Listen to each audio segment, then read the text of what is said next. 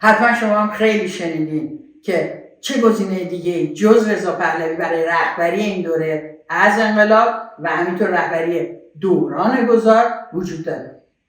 سوال خیلی خیلی مهمیه. واقعا آیا کس دیگه در قد و قامت رضا پهلوی نداریم؟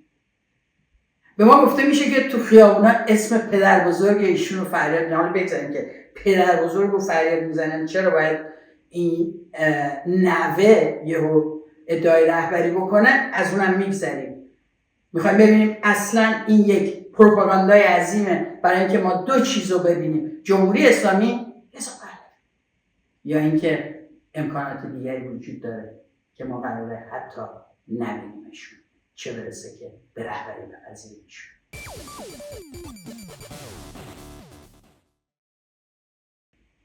اجازه بدیم به لحاظ تاریخی شروع کنم از شکلگیری شعار رضا شاه روحت‌شاه.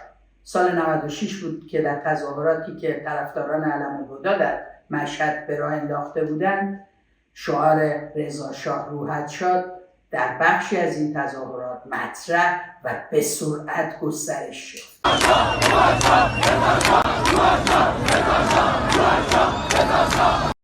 خیلی بحث‌های زیادی هم یادتونه مطرح میکنن که آیا این رضاست یا اون رضاست، منظور رضا شاه هست یا منظور رضا امام هشتم شیعیان هست. حتما تجرباتی میدیدن که این سوال براشون پیش اومده بود، ولی سوال پاسخ گرفته بود. منظور اکثر اون کسانی که اون شعار دادن احتمالاً این بود که ببینید چه کردید در این 45 سال که ما یک دفعه بیش از 75 سال 80 سال میخوایم حاضریم به عقب برگردیم، ولی شما در رأس این حکومت نباشید.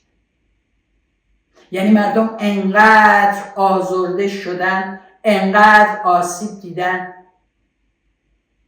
که ممکنه که در سال 1403 آرزوی زندگی در نزدیک به 100 سال پیش بکنه.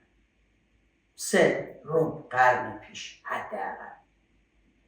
و این شعار باعث شد که بعدش تبلیغاتی شروع بشه از سوی طرفداران و مشاورین رضا پهلوی که در مصاحبه‌ها بگن این حاصل کار ماست، این حاصل نفوذ جریان سلطنت طلبی در ایران و اهمیت و محبوبیت رضا پهلوی است.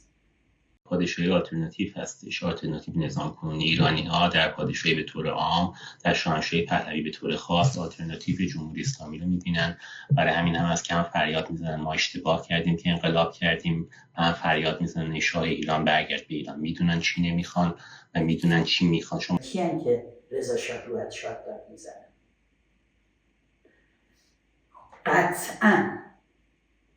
قطعاً بخشی از جامعه ایران به راحتی و به سادگی برای اینکه پاسخ ساده‌ای به آینده انقلاب ایران بده، برای اینکه در توهم اینه که در صورت بازگشت پادشاهی به ایران احتمالاً همه پادشاه میشن و همه چی رونق میگیره و احتمالاً یه عده‌ای که فکر میکنن او قدرت‌های خارجی پشتشه و بالاخره میارنش و چه خوبه که ما هم همراهی کنیم. بالاخره خواهی نشوی رسوا همرنگ جماعت شد. این همیشه در سرنوشت سیاسی جامعه ایران موثر بوده. در سالهای مختلفی میبینیم چجوری جماعتی که فقط همرنگ میشه چه آسیب‌های جدی رو میزنه به روند تحولات. در اینکه بخشی از جامعه احتمالاً طرفدار ایشونه، طرفدار پدر ایشونه و غیره، پس حرفی نیست. سوال اینجاست که اگر با شعار رضا شاه روحت‌شاه در واقع دارن رونق دوران رضا شاه و پیشرفت‌های اون دوره رو بیان میکنن بدون اینکه به جنایاتی که در اون دوره رخ داد، به سرکوب آزادی‌ها و غیره بپردازن، به کشتارهایی که در کردستان، در لرستان و در بسیاری مناطق دیگر ایران وجود داشت، به اینها اشاره نکنن. هر وقت اینا رو بگی چی میگن بهمون؟ اون پدر بزرگش بوده، چرا که به ایشون داره؟ من با این استدلال کاملا موافقم. به شرطی که راهن سراسری و کارخونه و شناسنامه و از بین بردن بیماری ها و مسئله مدرن شدن جامعه و زنان و غیره را بذارین دستاوردهای پدر بزرگ ایشون بمونه و تو جیب ایشون نریزه. نمیشه. خوبیاشو بگیریم بگی اینه همه و بعدیاشو بگیم به این چه؟ سوال بسیار مهم اینه که آیا شعار رضا شاه روحت شاد اولا آنچنان عمومیتی داره که ما بتونیم بگیم واو 90 میلیون همه میخوان، فرضاً 80 میلیون بخوان، 10 میلیون میگن نه و این 10 میلیون حق باید داشته باشن که صداشون رو بلند کنن. نه سلطنت، نه رهبری، دموکراسی، برابری. جامعه ایران متکثر و یک دست نیست.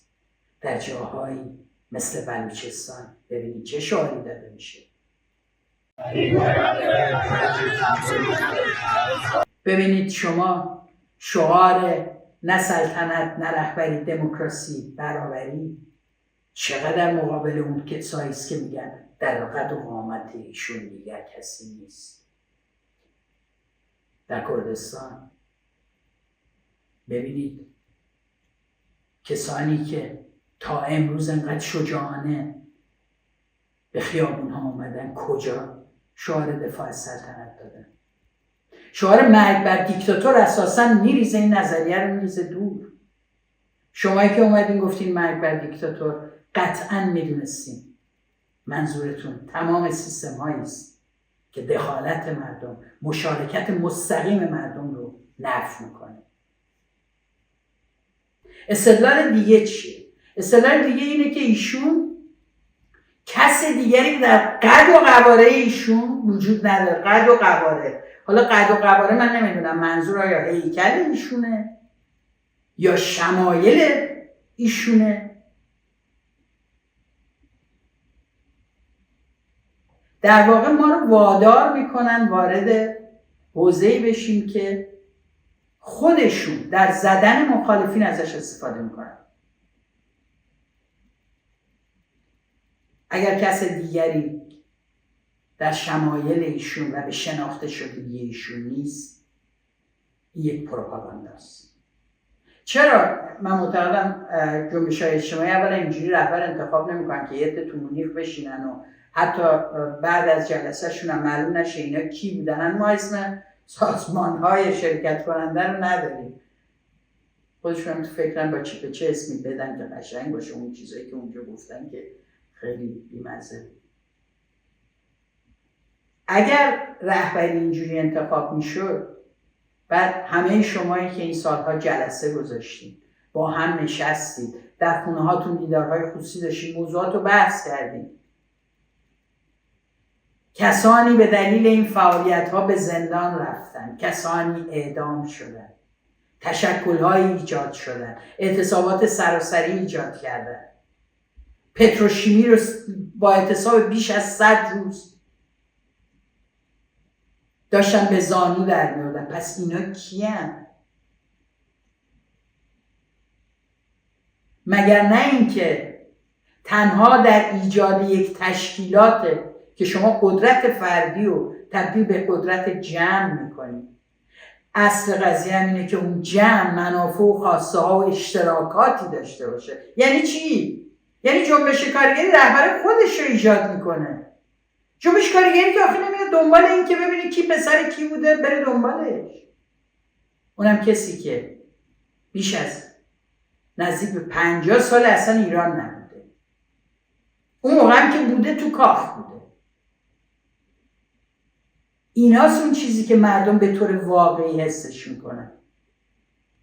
اصلا رهبری اون موقعی شکل میگیره که شما در دل مبارزه توان و صلاحیت تو به اطرافیانت، به گروه اجتماعی که بهش تعلق داری نشون میدی و اتفاقا به صورت کاملا انتخابی بدون اینکه اسپرم شما به یک دی ان ا از شما بدونن که بفهمن اسپرم کدوم پدری شما رو انتخاب میکنن. شما میشین رهبر.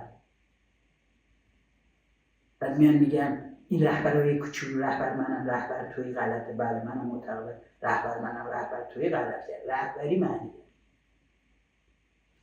از دل یک کار و تجربه سازماندهی، درک اوضاع سیاسی و پیشبینی آینده و تحلیلش و به همین دلیل نشون دادن قدم‌های اصولی معنی پیدا میکنه. بعد اونجا بریم ببینیم واقعا آقای رضا پهلوی، ببین من واقعا شخصی با ایشون میدونیم که مشکلی نداره، یعنی فکر کنم اگه فردا هم تصادفی تو خیابون ببینمش حتما سلام علیک خواهم کرد.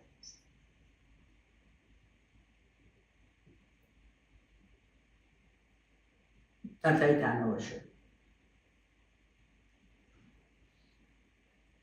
پس با خود ایشون نیست. من نمیشناسم، نمیدونم پدر خوبیه، همسر خوبیه، همسایه خوبیه، رئیس خوبیه، البته چون کار نکرده تا حالا اونو نمیشه تشخیص داد، یا کارگر خوبیه، کارمند خوبیه. خب اینا رو نمیتونیم بفهمیم هیچ وقت. ولی ببینید آیا واقعا قدرت رهبری داره؟ کدوم اعتراض و اعتصاب تو ایران توسط ایشون سازماندهی شده، پیش بینی شده، پیشنهاد شده و انجام شده؟ اینکه ما همینجوری بگیم مردم بیاین در اعتراضات شرکت کنین، امیدوارم اعتصاب شود و بعد اگر شد بنویسه به حساب خودش، اینا رهبری نیست. وقتی از قد و قامت حرف میزنن احتمالاً دارن از این نوع برداشت و تبلیغات و درماندگی امثال شاهین نجفی حرف میزنن. ببینید چی میگه. چرا این عاشق شاهزاده میشن؟ چرا من تند و تیز؟ برای یکی میگفت حتما این پول دادن بهش. نه داداش، آقا این تو تورنتو اومد، اینا هم آدمای دیگه هم اومدن، همه خوندن زدن، نمیدونم سخنرانی کردن. امید، این وقتی که به روح پدرم این اومد روی استیج زمین میلرزید. این اومد روی استیج زمین میلرزید. یعنی واقعا زمین لرزید وقتی ایشون اومد رفت رو سن توی تورنتو که 70 چهره سیاسی و فعال سالیان سال در اون شهر اونجا حضور داشتن، خانواده‌های دادخواه بودن، زندانیان سیاسی بودن. ایشون که رفت زمین لرزید. اینه پروپاگاندا دوستان عزیز. پروپاگاندا یعنی ما باور کنیم که زمین لرزید. احتمالاً رو آبم راه میره چند وقت دیگه. ممکن هم هست یه شمشیر داره اصلا میزنه، از وسط کوه شقه میکنه. حرفا چیه؟ شما روی توهم میخواین سوار شین. عقب ماندگی خودتونم به حساب مردم ایران نذارین. وقتی شعار مرگ بر دیکتاتور میدن، دارن از دیکتاتوری‌های فردی و سیستم محور حرف میزنن.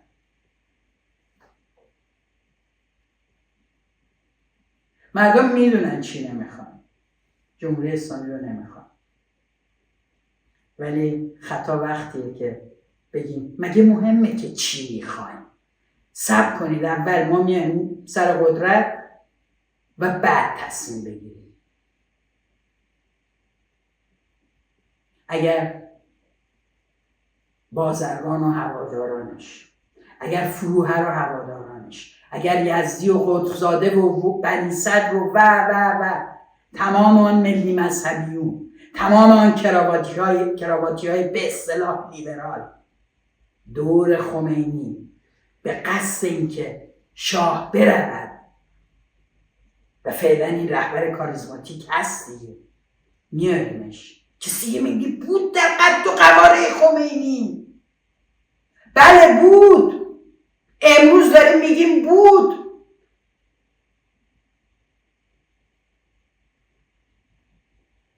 و ندیدید و نخواستید ببینید. چرا؟ برای اینکه انقدر آن تبلیغات وسیع بود که چهرش در ماه دیده شد و خودش در زمین خدا شد. فکر میکنین کسی که یاسمین پهلوی رو در فرودگاه میبینه و چنین برخوردی میکنه اصلا میفهمه رهبری یعنی چی؟ درود به مردم ایران. من الان وارد ژنو شدم و این خیلی صحنه خوبیه. ببینید کیه دیدم. خداوند، بانو یاسمین عزیز و خداوند فرح عزیز و این خبر خوبیه. ما پیروزیم با خداوندی پادشاه رضا پهلوی. پاینده ایران جاوید شاه. این یک بنده است، بنده خدایگانه، خداوندان. خب مگه یه ملت برده است؟ اصلا جامعه ایران اینقدر داره میاد تو خیابون هزینه میده، زحمت میکشه، فریاد میزنه، کشته میشه، اعضای بدنش رو از دست میده، شکنجه میشه، زندان میره، از خانواده و دیدار محروم میشه، تبعید میره، برای اینکه بنده کسی دیگه نمیخواد باشه. و اینجاست که اون سوال پاسخ میگیره که آیا کس دیگه ای در قد و قواره ایشون برای دوران گذار هست؟ بله هست. در خود دل جامعه ایران هست. در اون جایی هست که مبارزه واقعی جریان داره. اون جایی هست که دانشجوها میان تو خیابون و دولت رو به زانو در میارن. اون جایی هستش که تو کردستان یه روزه فراخوان اعتصاب میدن و همه میبندن با وجود تهدیداتی که جمهوری اسلامی میکنه، با وجود سرکوب‌هایی که میکنه. اینا یعنی مبارزه رهبری داره دیگه. این همه جمعه‌های بلوچستان و غیره جا چه رهبری داشت دیگه دوستان عزیز. رهبری که از دل خود اینا در مناطق و بعد گسترده‌تر در سطح سراسری شکل میگیرن، تجربه میکنن، آموزش میبرن و در عمل به رهبران شجاعی بدل میشن که مورد احترام اطرافیان و فعالین همراهشون هست. به امید اینکه یه موقعی این رهبران رو هم به اسم بشناسیم. به امید اینکه یه موقعی اگر از انتخابات آزاد حرف میزنیم واقعا کاندیداهایی داشته باشیم که در یک برابری عادلانه با هم بتونن رقابت بکنن.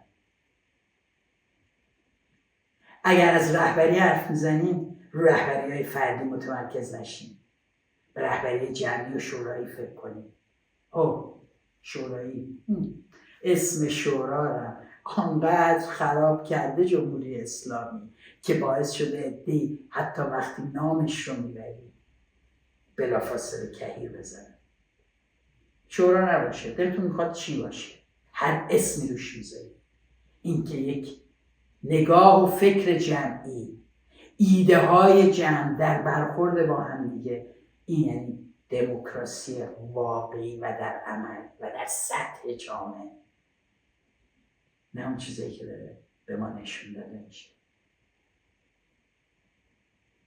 پس حتما کسانی هستن از ما هم هی نخواهیم معرفی کنیم، از ما هی نخواهیم که شما کیو داریم. اصلا فرض کنیم ما هیچ کس رو نداریم، حق داریم بگیم نه این و نه آن. از ما نخواهیم که یک رهبر یک نامو به شما معرفی کنیم. هر کدوم رو معرفی کردیم شما تخریبش کردیم.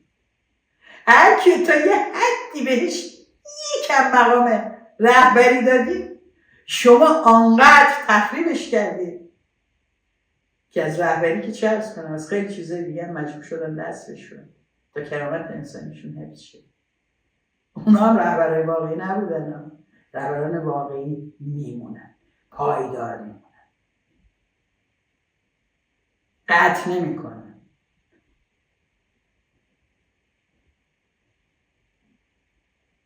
رهبران واقعی تو دل جنبش‌های اجتماعی ایران سالهاست شکل گرفتن. همونایی که هی میفتن زندان و موج این مبارزات خارج از زندان با نامه‌های اونها، با تماس‌های اونها در جریانه. عده دیگری که با همون توانایی‌ها دارن تو جامعه کار میکنن.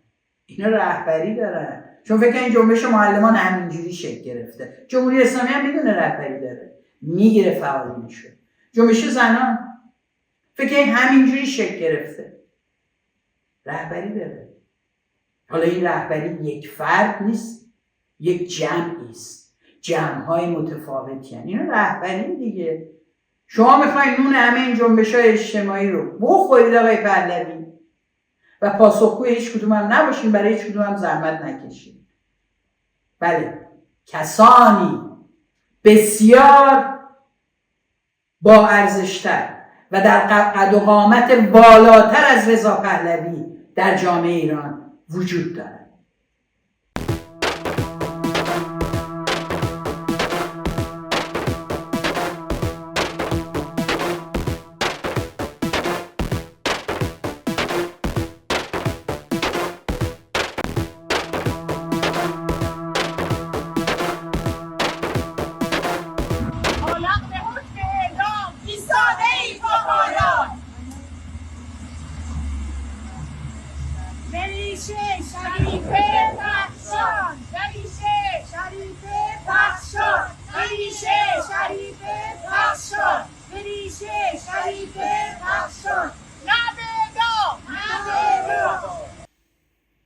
دقیقا در شرایطی که جامعه اینجوری قطبی نمایش داده میشه، یعنی میدونه چی نمیخواد، جمهوری اسلامی یه چیزی جلو پاش گذاشته میشه به عنوان نیروی مقابل اون، یعنی رضا پهلوی. مردم البته این وسط هیچ رونی بازی میکنن. عین چی؟ دو قطبی شاه خمینی. اتفاقا وقتی جامعه میره که کشونده بشه به این دو قطبی ها که بخشن کاذبه و مردم درش هیچ رولی بازی نکنن، بسیار مهمه که هر کدوم از ما از این دو قطبی فاصله بگیریم. واقعیت رو اولا از فاصله نگاه بکنیم. آیا واقعا اینجوریه؟ آیا واقعا مردم ایران دارن این همه هزینه میدن برای اینکه دوباره خطای سال 57 رو بکنن؟ برای همین مهمه که فاصله بگیریم، نگاه بکنیم. هر کدوم از شما با قد و قامت خودتون، با نگاه به آرزوها و خواسته های خودتون، با نگاه کردن به رنجها و دردهاتون و عواملش، هر کدومتون سر جای خودتون بایستید و اجازه ندید این پروپاگاندا سایه بندازه روی تمام آنچه که هست و به شما اجازه نمیدن حتی ببینیدش. این موضوع مهمترین ضرورت انقلاب جاری ماست.